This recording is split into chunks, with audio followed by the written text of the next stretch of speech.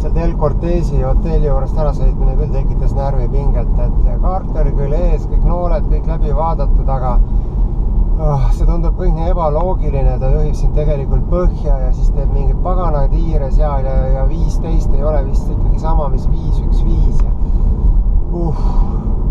paar korda sain signaali oma manöövrite eest ja siis lõpuks ühes bensukas küsisin, seal üks mees mängis ühekäelise bandiidi taga, siis ta seletas mulle ilusasti rahulikult ära, mõtlesin, et räägime nüüd rahulikult sellest asjast, et ma ei ole ameeriklane ja siis tegi mulle puust ja punaseks selle asja ette.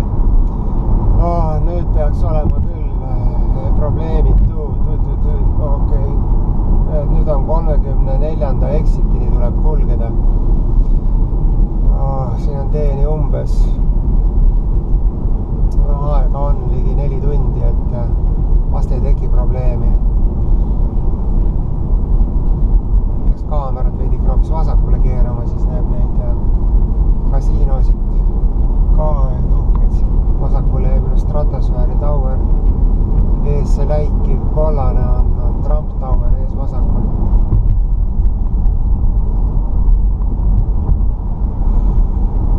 See oli jah väga närviline olukord, et taha jõuda nendel kiirteedel suvalistesse punktidesse, siis hakata keerutama ja mõtlema ja ma tean, et seal üleval on halb sõlm, aga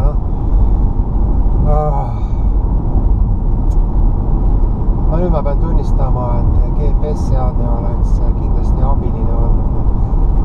Kaardi järgi lihtsalt vaadates kaotad närvid.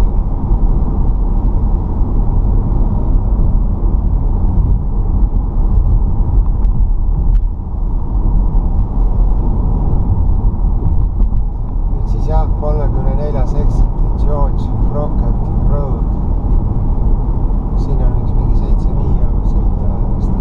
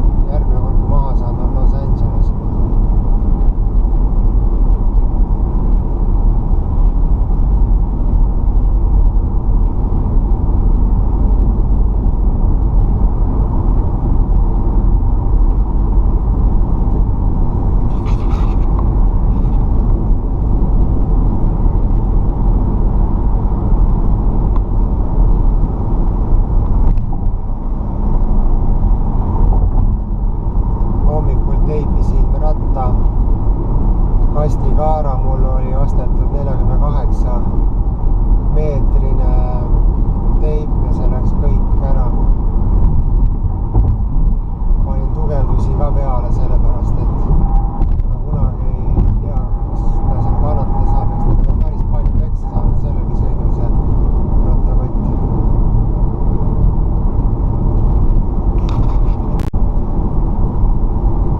Vasakule Bellagio.